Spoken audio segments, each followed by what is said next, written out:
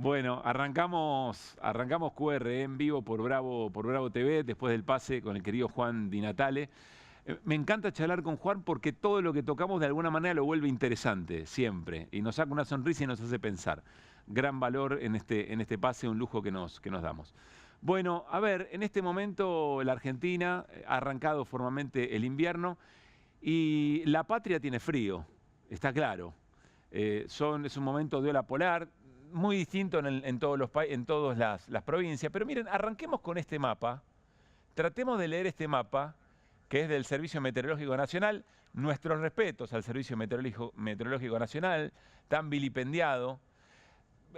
Paréntesis, cuando salgamos de esta y volvamos a recuperar cierto amor por el Estado, yo no generaría más chistes respecto de los pronósticos, ¿no? Sería un poco más cuidadoso, porque después le damos letra para los que los quieren desarmar.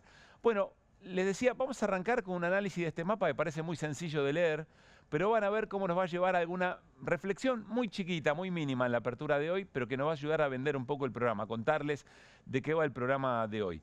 Voy a girar porque, claro, a priori usted dice, bueno, lo pintaste de azul, lo pintaste de celeste. No, en realidad está de celeste porque según la escala han sido las de hoy temperaturas muy pero muy bajas. Desde ya en alguna zona de nuestro país más atemperado. Hay quienes están mucho más acostumbrados a lidiar con el frío y con el viento. El viento hizo de las suyas, todavía hasta ahora lo hace. Algunas casas fueron un sonajero, me decían hoy, en la madrugada. En algunos lugares cayó aguanieve y estaba la ilusión con lo que había pasado aquel 9 de julio de hace varios años. Pero miren, el celeste tiene que ver con esta escala. Y cuanto más profundo el azul, bueno, más frío todavía. Mañana va a ser más frío. Se esperan, por ejemplo, aquí en la Ciudad de Buenos Aires, mínimas de 1 grado. La sensación térmica probablemente un poco más bajo. Y eso nos genera o nos despierta muchas preocupaciones. Primero, la gente que peor la pasa, la gente que tiene menos resguardo respecto del frío. Las personas en situación de calle, por sobre todas las cosas, lo vamos a hablar con Horacio Ávila sobre el final del programa. Vamos a hablar sobre cómo está la relación con el Estado respecto a esta cobertura. Nunca fue óptima, eso es cierto, pero ¿qué es lo que está pasando ahora? Por otra parte, pero hay otra cosa interesante para ver acá que nos va a llevar a otra noticia del día. Para mí, la más importante de la jornada de hoy. Fíjense que en jornadas como esta, queda muy en claro que lo que nos pasa, en este caso la ola polar, el azul, nos pasa el celeste del frío, nos pasa a todos por igual. A todos los habitantes de la Argentina, a todas las provincias. No hay provincia que se salve en esta situación. Nos pasa en términos federales. Y acá es interesante empezar a pensarlo en términos políticos, porque ¿qué diríamos eventualmente si en medio de algo que nos pasa a todos, alguna de las provincias o algún gobernador negociara por la suya alguna manta con el gobierno nacional? Entonces alguna provincia ya tiraría a los colores más cálidos, a los verdes, a los amarillos, porque se procuró y supo negociar, individualmente supo negociar alguna manta, alguna estufa. Y uno dirá, bueno, tiene mucha lógica, porque tiene que representar a los ciudadanos y las ciudadanas de esa provincia, que eventualmente cuando vayan a votar se van a preocupar a ver qué hizo el gobierno para su propio bienestar. Y en un momento de tanto frío, ya empezamos a jugar con las metáforas, la economía de la Argentina está fría. En un momento de tanto frío, de tantos recursos, con un gobierno muy amarrete, que escasea y que capta los recursos, yo diría que los copta en algún momento, en algún punto, se los adueña, se los apropia, me parece que es la figura más interesante. Hay una lectura política por hacer sobre el comportamiento que cada gobernador debería tener respecto de algo que nos pasa a todos por igual, entendiendo que la Argentina no es un país unitario, es un país federal. Y que las políticas que decide un gobierno nacional las decide para todo el país, con muchas autonomías para las provincias en varios sentidos. Constitución o reforma constitucional de 1994, interesante para repasar eso alguna vez. Tener el tiempo en la Argentina para repasar eso, sobre todo con los recursos naturales.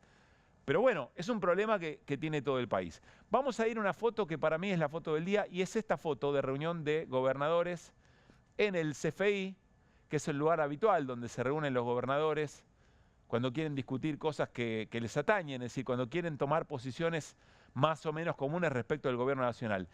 Estuvieron todos. Digo, digo todos porque en este momento son todos gobernadores varones en la Argentina. Casi todos, algunos no estuvieron, pero estuvieron vía remota. 23 provincias y la ciudad de Buenos Aires. Y generaron algo que en este tiempo es inédito o es muy poco frecuente, que es esto que firmaron. No nos vamos a detener ahora en lo que dice el documento, pero prestemos atención a la cantidad de firmas. Acá hay un consenso. Creo que hay otra página que tiene el resto de las firmas que no entran todas acá, pero no importa, la idea está, la imagen está, el dato político está.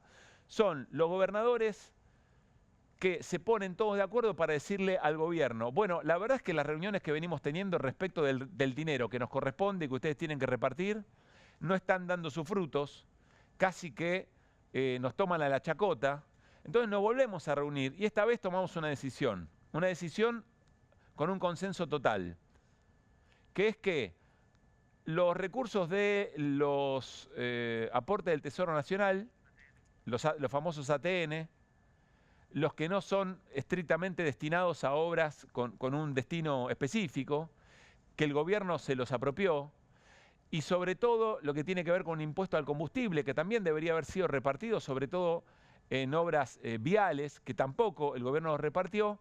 Bueno, vamos a mandar un proyecto de ley que tiene todas nuestras firmas para que eso se coparticipe. Es decir, le están diciendo al gobierno, acá hay una solución, es la que vamos a impulsar. Incluso ni siquiera tiene que ver con tocar el déficit fiscal o el equilibrio fiscal, que ya es una concesión. Es una concesión, es parte de la batalla cultural. El techo está muy bajo, porque es como que no discuten el concepto respecto de cómo se llega a ese equilibrio fiscal, a costa de la calidad de la vida de la gente. No discuten eso, lo aceptan. Pero dice, acá hay otra manera de resolverlo.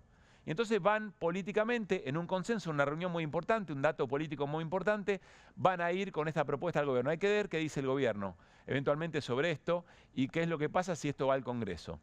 Ahora, vuelve sobre una pregunta que es la que nos estábamos haciendo antes. En los manuales del poder político en la Argentina, sobre todo desde el peronismo, hay algo que parece doblarse todo el tiempo pero nunca se quiebra, que es ética, moralmente, políticamente, o en el vínculo entre la ética y la política, la moral y la política, hasta dónde un gobernador, sobre todo los que fueron votados para otro tipo de políticas, para otro tipo de decisiones, hasta dónde puede cruzar la línea o estirar los márgenes, acordar con un gobierno que le hace mal a todo el país, pero tiene la posibilidad de acordar algo mano a mano que le mejora su propia representación y la situación en cada una de sus provincias. Es una pregunta que todavía no está del todo respondida, y yo me pregunto en todo caso, dentro del propio peronismo, cómo se observa esto. Hay una palabra prohibida en el peronismo, que es la traición. ¿Hasta dónde se comprenden esas situaciones? ¿Hasta dónde hay que mirar con complejidad las cosas? ¿Hasta dónde hay matices? ¿En qué momento se eligen quebrar lanzas e ir a una batalla? Y ahí aparece otro elemento interesante. Yo quiero decirles que esto que se le reclama a los gobernadores también se le reclama a la CGT. Y la CGT responde lo mismo. Bueno, nosotros tenemos que tratar de resolver nuestra propia representación. Estamos al resguardo del modelo sindical, al resguardo de los recursos de las obras sociales, tratar de contener lo más que se pueda las reformas laborales. Y negociamos y eso nos da la legitimidad en todo caso para no hacer lo que se espera de nosotros en términos de lo que históricamente representamos. Hoy vamos a hablar con Paco Manrique en QR, le vamos a hacer estas preguntas también, porque mañana la CGT va a una reunión alrededor de ese pacto de mayo, ¿se acuerdan? Bueno, empiezan a haber reuniones respecto a esto, el gobierno lo activó. Y la CGT va a mandar un representante que es Gerardo Martínez. Pero es una pregunta muy importante porque es de alguna manera lo que le puede poner límites al gobierno en un año electoral, donde además estos gobernadores y sus representantes tienen que ir, por ejemplo, al Senado, ahora a discutir qué es lo que pasa con mejorar las jubilaciones, la prórroga de la moratoria, los fondos por discapacidad o las políticas por discapacidad. ¿Qué es lo que va a pasar? ¿Se va a traducir esta reunión en un freno más específico, de mayor coraje político a las políticas de Javier Milei? ¿O van a volver a negociar en un toma y daca individual? ¿Y qué lectura política hay que hacer? Es interesante, ¿por qué? Porque lo que reclaman gobernadores, por ejemplo, los gobernadores peronistas, al peronismo en general, Estamos hablando siempre de los gobernadores que fueron votados para otra cosa. Hay gobernadores que están de acuerdo con lo que hace el gobierno de Javier Milei, más allá de lo que les impacte el recorte de los fondos a sus propias provincias. Tendrán que dar otra explicación eventualmente. Y recordemos que Milei no tiene ningún gobernador. Pero dentro del peronismo, o dentro de los gobernadores peronistas, lo que reclaman es, che, nuestro pedido es a la política general, es decir, construir un espacio muy fuerte, que tenga pretensión de poder, que tenga posibilidad concreta de ganar elecciones, de imponer otro modelo y que nos contenga en nuestras protestas con Milei. Porque si no vamos a pelear con el gobierno nacional muy desguarnecidos en términos de armado político. Bueno, de alguna manera eso también se va ajustando, ¿no? Hoy Axel Kicillof, el gobernador de la provincia de Buenos Aires, dijo que ya se va a armar una mesa para tomar decisiones en términos políticos en la provincia de Buenos Aires y que hay un consenso con Cristina.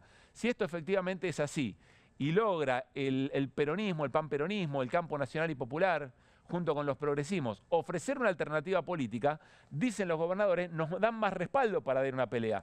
Y en la CGT dicen lo mismo, algunos gremios dicen lo mismo. Nosotros vamos, peleamos con Milei, pero después nos damos vuelta y no tenemos una contención política.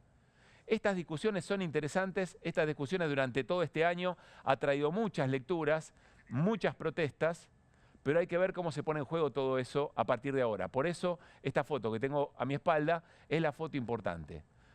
Volvamos un segundo al mapa del frío de la Argentina. Un segundo nada más para un último tema.